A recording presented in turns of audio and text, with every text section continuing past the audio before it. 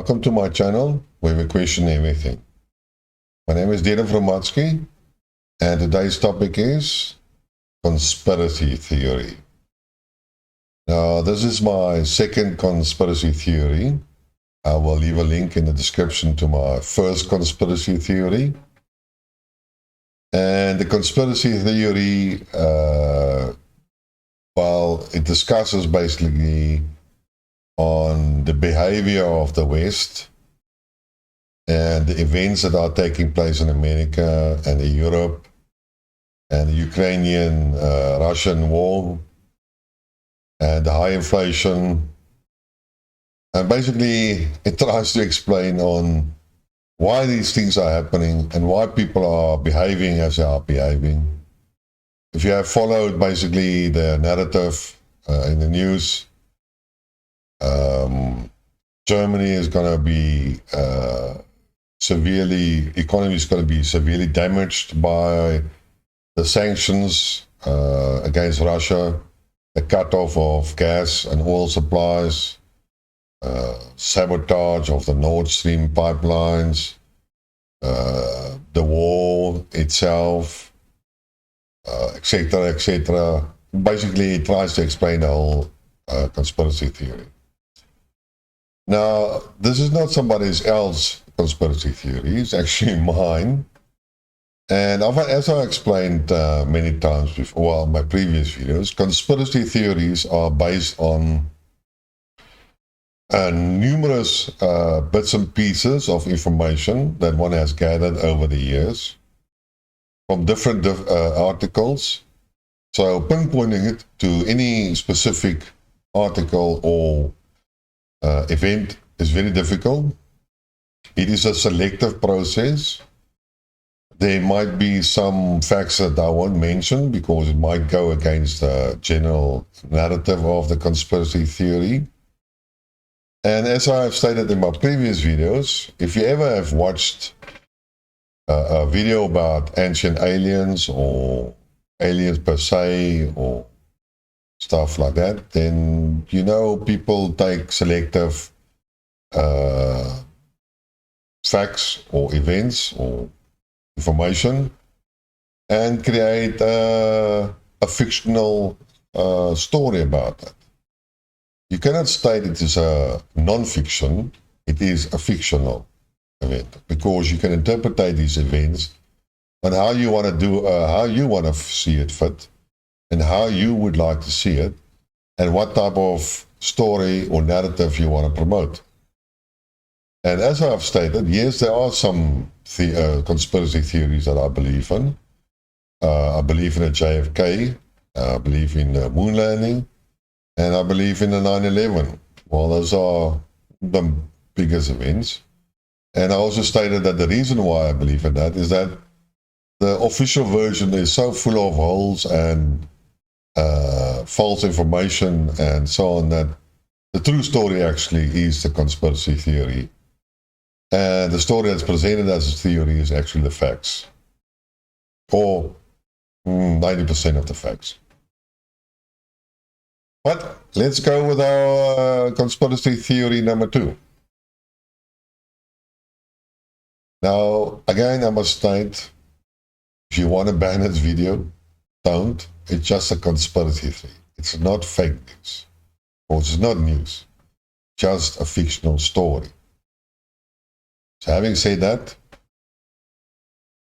the point here is that if you haven't heard about Klaus Schwab, he wrote a famous book called Great Reset.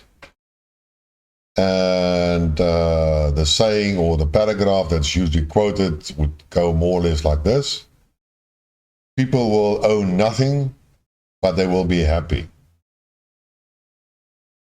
And he was talking or referring to the general population. So the population will be fairly poor, own nothing, but still be happy. And if you look at Klaus Schwab per se, he was apparently the founder or one of the founding members of the Davos. He's very well connected to the real power in the world, people behind the scenes. And apparently his objective is to serve these people, create an elite class, protect the elite class, reduce the middle class, and make the rest of the population poor and basically slaves of the ruling elite. I think that's more or less what the purpose is of this thing. Now, one has to ask yourself, how do you get to such a point? You can create a war. But going back to the Second World War, how many people have really died? I think 20 million Germans, 20 million Russians, and then a couple of millions of British and French and so on. So maybe a total of 70 million people. The Spanish flu, according to different numbers, have killed anything between 30 and 100 million. Now that was a very, when the Spanish flu actually was happening, the world was still not that interconnected as today, and the population were a lot smaller. So war is not really a method of reducing the population. But the pandemic can be. In today's technology and interconnectivity, we are talking about aircrafts, airlines, ships, tourism that is quite predominantly. And as we have seen with the COVID pandemic, well, I'll call it a pandemic, the virus has spread fairly fast, and even every and all countries that tried to put travel restrictions on, they still got the virus into their country, and it still spread. So a pandemic can be a worldwide phenomenon, and if it's used as a weapon, then one can see that as a population reduction. And that is what basically one of the aims of Klaus Schwab is. Now, the question is, are we only going to focus on him? No. He's just not a middleman. He's just an instrument of doing the legwork for the powers that be. Now, what I would like to do is just go back and mention a certain event. Apparently, it's called Event 201. And it took place, I believe, in 2019. And there are a number of people or institutions that are actually involved. Well, there are a number of people and institutions that are involved or were involved in the Event 201. And I'm not going to name all of them.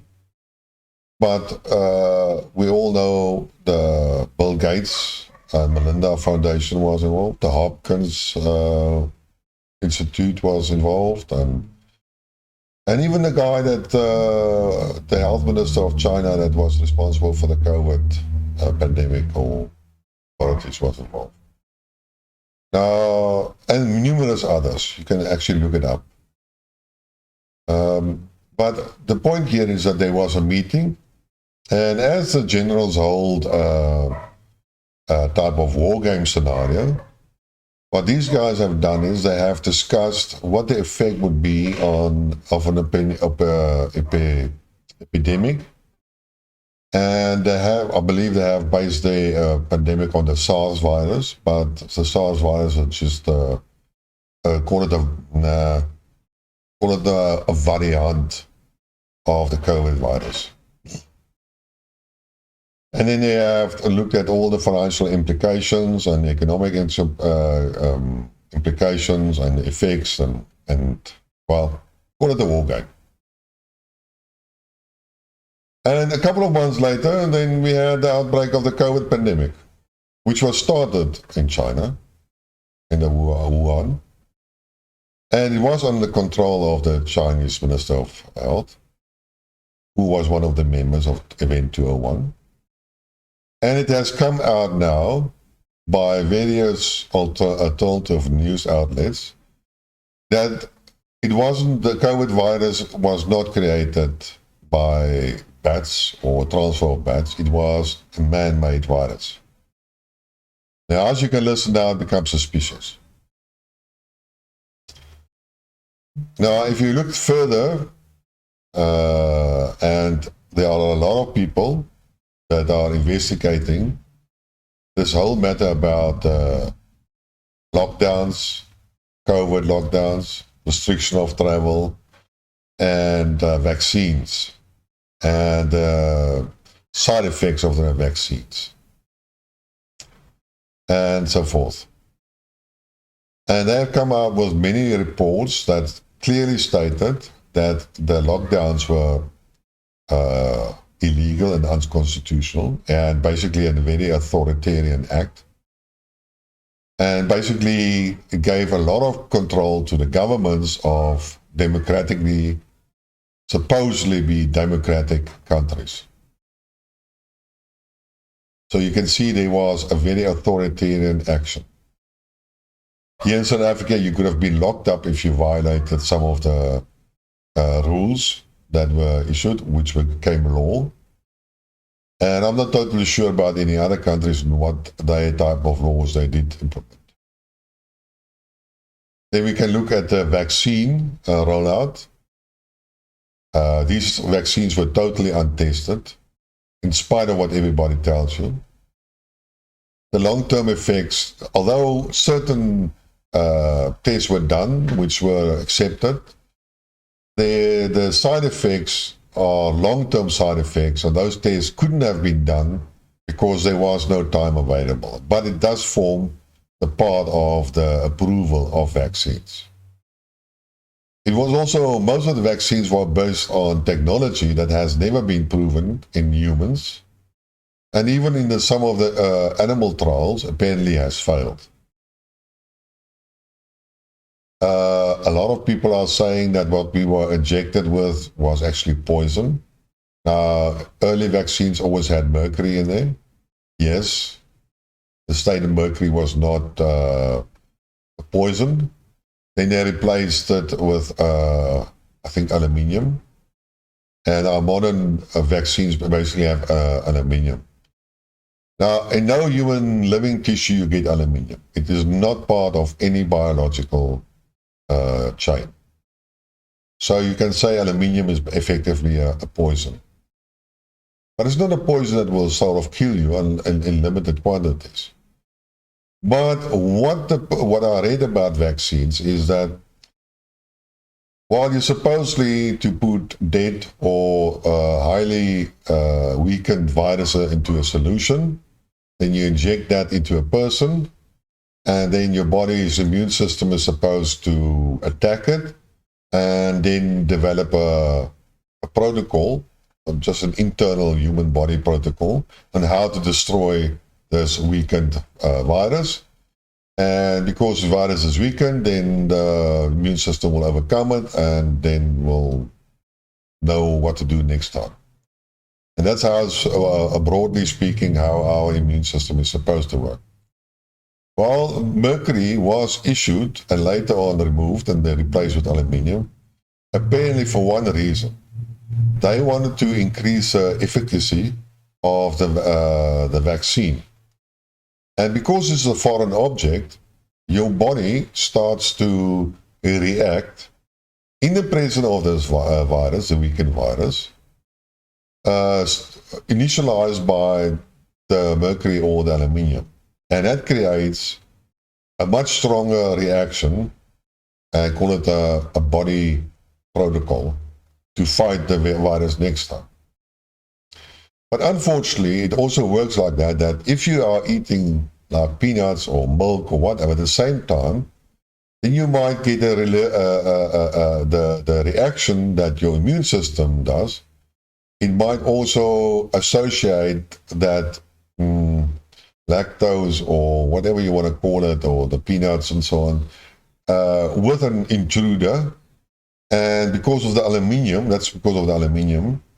then that's why you will get the allergic reactions, and that's why sometimes people have allergies.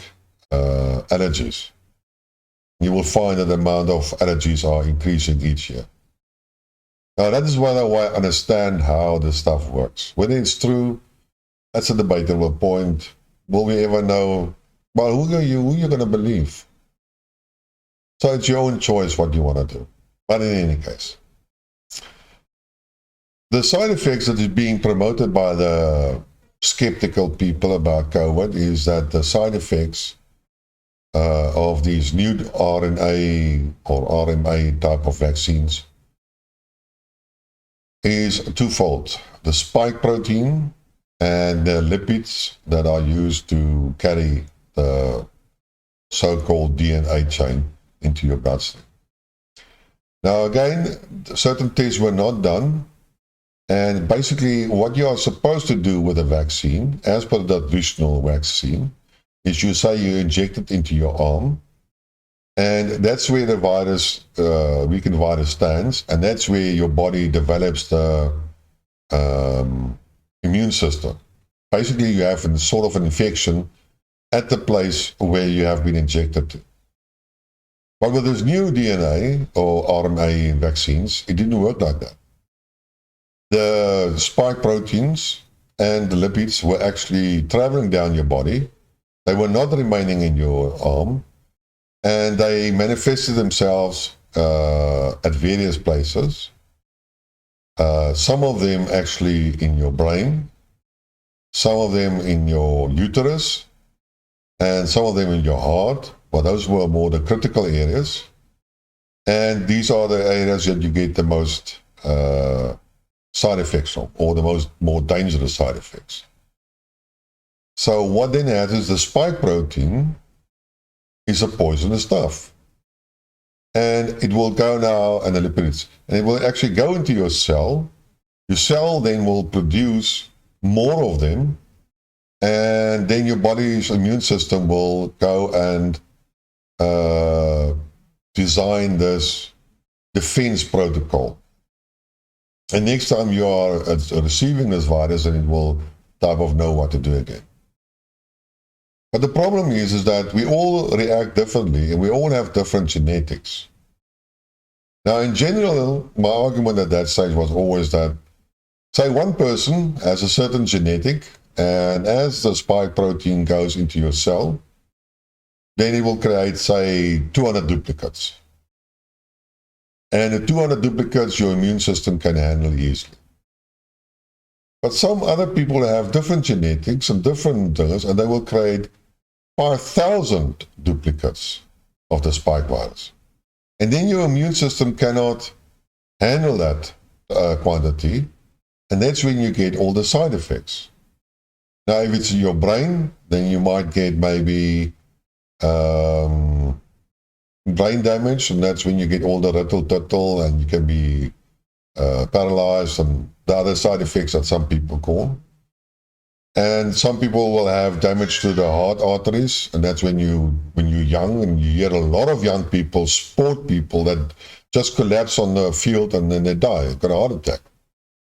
They are being listed. You can watch it up if you want. And then you got the other side, that's just that it goes into your uterus. Males might go into your testicles and so on. But like I said, it distributes over your whole body. It doesn't mean it's only limited to that specific areas. But those are the specific areas that, in my opinion, is part of this conspiracy theory. So what has also happened is that a lot of women have given birth. They were already pregnant, giving two deformed babies. A lot of miscarriage were done. And even future baby women that are not pregnant that were vaccinated are gaining or showing the same symptoms, side effects. Now, nobody counts it properly. No official people are counting it. But some other guys are doing it. The guys that are actually studying this whole matter and developing conspiracy theory about it. So now if I take a woman, and you have, sorry, it's not in your uterus, it's actually in your fallopian is a tube. There where your eggs are created, the woman eggs. How do you say it in English? You got the egg generation, then you got the fallopian tube that goes to your uterus, and then that egg is released in your uterus, and then you can get impregnated, and that's where the baby grows. I'm not sure now English word. I can't have an English word now for that. Where the egg is produced. That's where the spike protein is being attached or travels to other bodies as well, but also there. And now you must think about this. Now you have a piece of poison in the mother well where eggs are produced. And now it can damage basically the egg production. And the side effect of that would be, it would be deformed babies, number one, or it will ensure miscarriages, or it will even prevent the formation of female eggs. And what effect would that be? It will be the effect would be that less children are born, and that means we will have a slow reduction in world population. Now, if you look at the Bill Gates, during the COVID pandemic, he was always on television and having talks and talking about COVID. And come on, what expert was he? He's a CEO of a software company, and if you look at his history and the whole establishment of Microsoft and so forth, he's quite a nasty piece of work. But we're not going to discuss it. But why was Bill Gates always on television?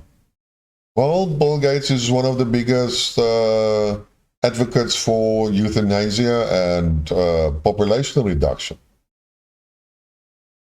And so are multiple other people that were part of this Event 201. Or what other events, in any case, joined. And that means actually that, bringing, again, selective information. Just remember, selective information. So what I do is I take the side effect, the alleged side effect of COVID, of being inside the egg well. Sorry, I can't get this bloody well English word for it. Where the eggs are produced, that creates misformed babies and even infertility, and therefore it will reduce the world population. An aim of Bill Gates, who's giving money to these events and promoting the reduction of world population, which is also described in the Klaus Schwab book and Objectives. So as you can see, if you want to believe this conspiracy theory, then you are talking about population reduction done by the worldwide distribution of the COVID vaccine. And the COVID pandemic was man-made.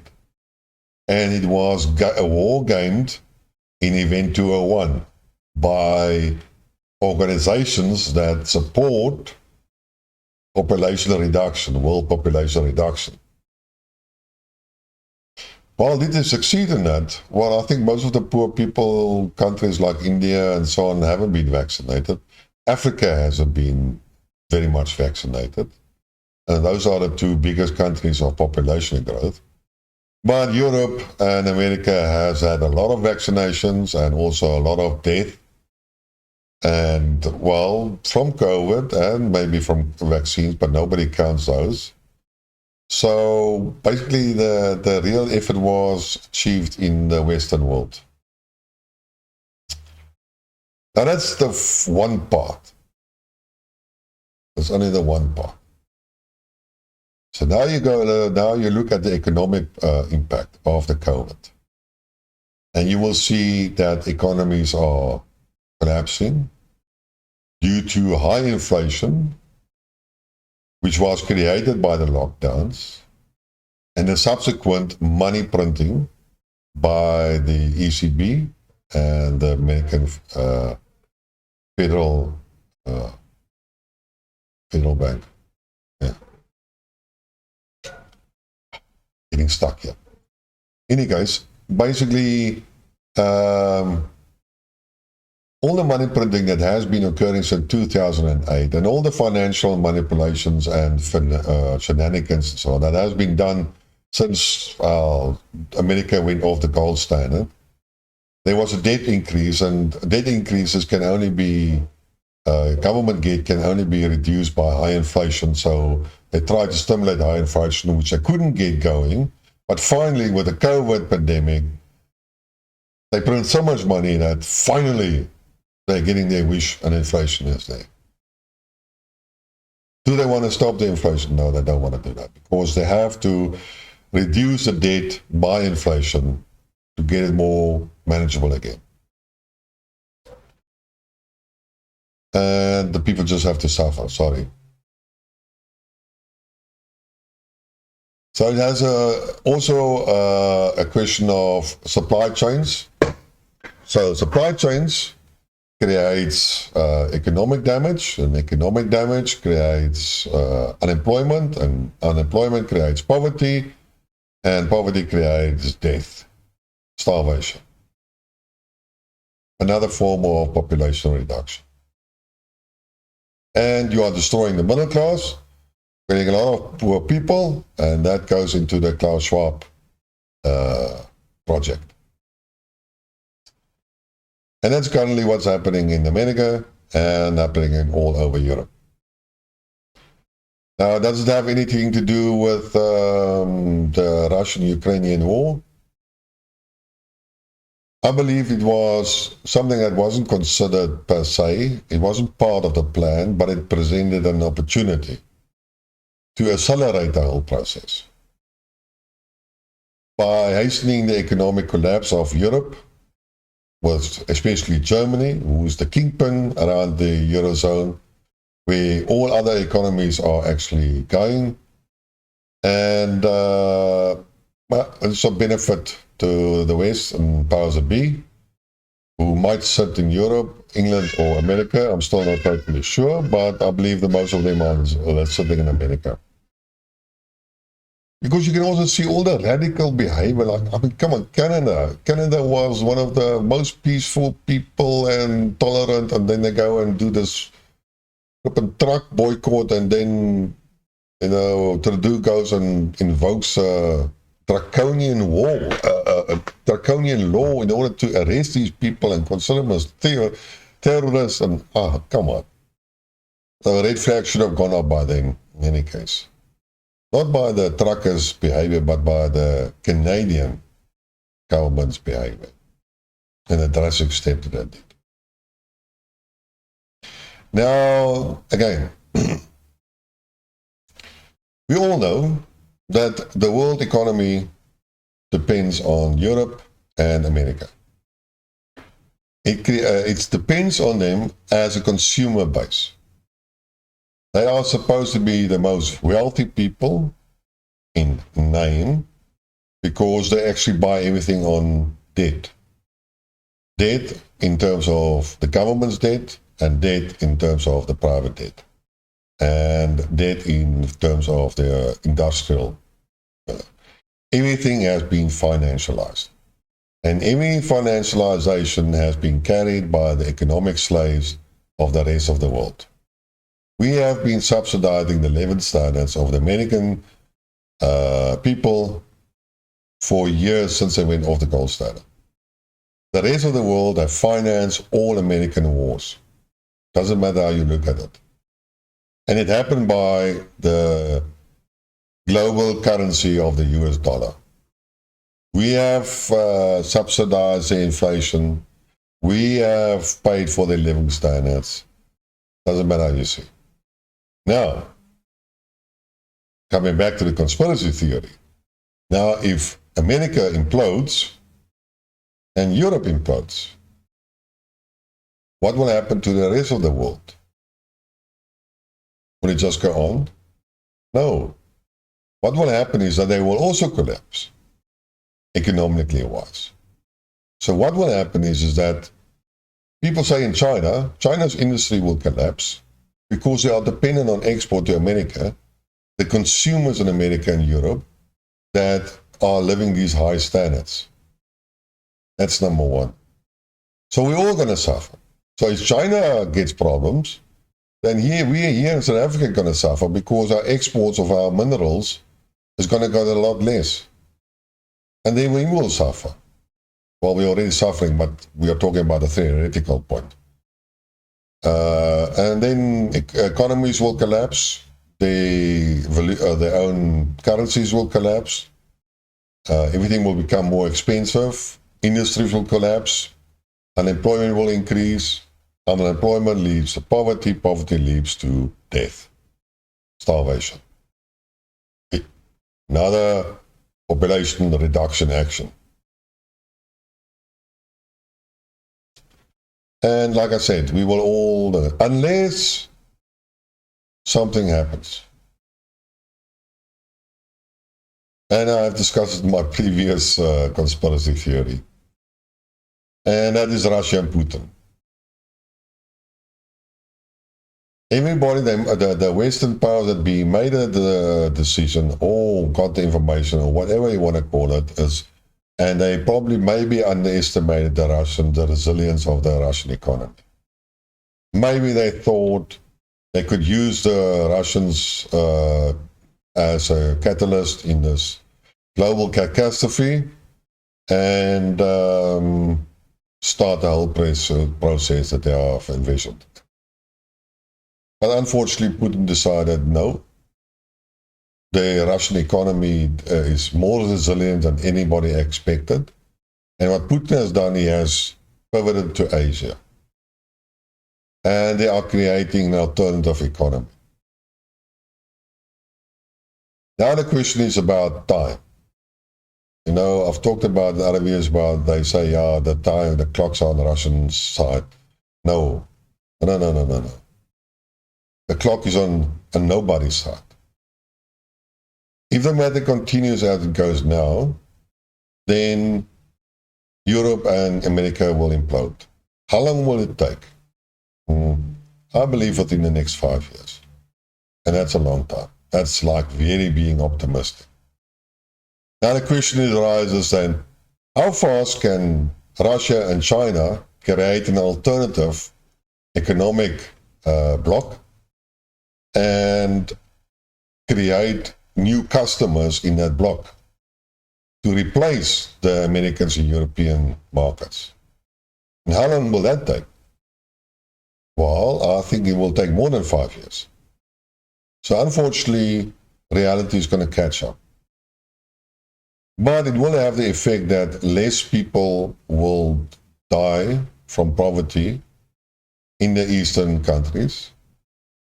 A lot of people were already in any case on the poverty line.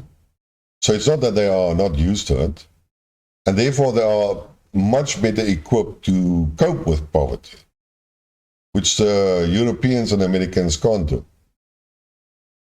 They will not be able to survive poverty. But the eastern countries will be able to survive poverty and hunger. And therefore, I believe the plan won't work in the Great Reset. And then I would like to take a little bit another incident. And that is the form of energy. So you look at the sanctions that are done by Europe and America against Russia, and the most verbal or obvious ones are the energy commodities. There are lots of other stuff as well, but I would like to concentrate on the energy. And what it has done is that it has increased the price of gas and has increased the price of oil. Yes, both of them have come down recently. So the OPEC countries have decreased production, so oil prices will climb again. And to a certain level, well, at least they need to stay above $80 a barrel. And but what effect had is that the price of these commodities, of this energy, is not only expensive in Europe, it is expensive over the whole of the world. And since energy is the lifeblood of the whole world economy, everything will increase in price. And again, price increases, inflation, less work, unemployment, poverty, starvation. So even the energy price will have an effect on the world, even if the economies don't collapse, the Western economy. And then you can look at another event. Just remember, bits and pieces. And that is, so Ukraine and Russia are the biggest producers of grain and food for the world. No, they are not actually, but they have do export a lot of food to the world. And what it means actually is that countries like South America and Africa especially, and some of the eastern countries are dependent on these exports, grain exports of Ukraine and Russia. And we've all been told that Ukraine is basically the breadbasket. But now there's a war, and Odessa was blocked by naval forces. And then there was a deal made by the UN general with Russia that Russia should allow transportation of this grain from Ukraine through the Odessa port to Turkey and then further on. And then Russia said, okay, we will allow that, but then you also have to help us export our grain. So what happened? So let's say 100 ships, numbers have changed by now, so I'll just take an example. So 100 ships have left the port of Odessa from Ukraine, and where did they all go? They all went to Europe. Only 3 of those ships went to Africa or other poor countries that needed the food. So by effect, this export of Ukrainian wheat or barley or whatever they call it, it's a mixture of a lot of grain, is going to Europe, and it doesn't reach the starving people in Africa. And what does that create? Starvation in Africa. Population, less population. So it fits this narrative of Klaus Schwab and Bill Gates and Melinda. All right, and then we look at another factor. Fertilizers. Oh yeah, fertilizers. No more Russian fertilizers. And we have created this ridiculous idea that fertilizers contribute to global warming, and now Netherlands and other countries are prohibiting or limiting the use of nitrogen fertilizers because they have this stupid idea, which has no scientific basis, that it contributes to global warming, which in any case is false. But that's not the point. And without nitrogen, anybody that has ever planted plants knows that nitrogen is essential for growth of plants. You can look it up on Wikipedia. It's the most basic necessity of any plant to grow. No nitrogen, no growth. And no growth, no food. No food, starvation and death. So even Europe cannot produce the amount of food that it needs. I'm not sure if it happens in America as well, but I would presume some are on the green agenda. But what is more important, that the Russian supplies a lot of fertilizers, but they can't export it. The West hasn't honored the agreement or proposed agreement with the release of the Ukrainian grain from Odessa. And the Russian grain and the Russian fertilizers are earmarked for Africa, and other poor countries can't leave the harbor because of insurance and so on. Not because of those ships, but the other side, the indirect effects of sanctions. And therefore no fertilizers. And no good crops in Africa or South America or India or wherever. Bad crops, bad harvest, no food, starvation, population reduction.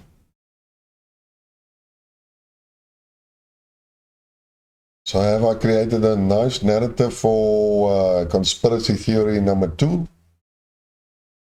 It's all being orchestrated. It's all going according to Klaus Schwab's Great Reset Plan. It goes to the intentions of Bill and Melinda Gates and the Hopkins Institute and all these other fanatics, idiots.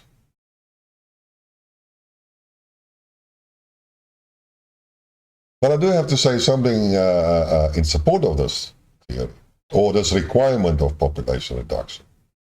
They watched a video of an Indian guy, professor, that talked about the development of the Eastern Bloc and so on, and it's all great and so on. And he said, yes, it's going to alleviate a lot of people out of poverty, and they will all have better living standards and longer life expectancies, and basically they will all have, say, a TV or an oven or a car or whatever you want to call it, living degree. And it's all hunky-dory, you know, it sounds brilliant. People, human rights, yeah. But what he fails to mention is that if you want to give every person on the earth a house, or a car, or a TV, or whatever you want to call it, it needs resources. It needs raw materials, and it needs energy. And however you want to argue about this, there is just not enough of all of these items to equip every person on earth, and we are talking 8 billion people. So even that thought is a castle in the sky. So do I promote world depopulation? Well, I believe it's going to be a natural process, but I'm not going to force it, but it will happen, and just, well, that's nature.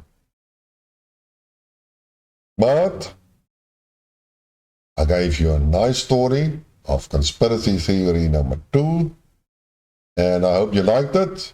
And if you want to hear more, then subscribe to the channel, vote yes or liked, tell other people about it, let's get more viewers, and until next time, cheers.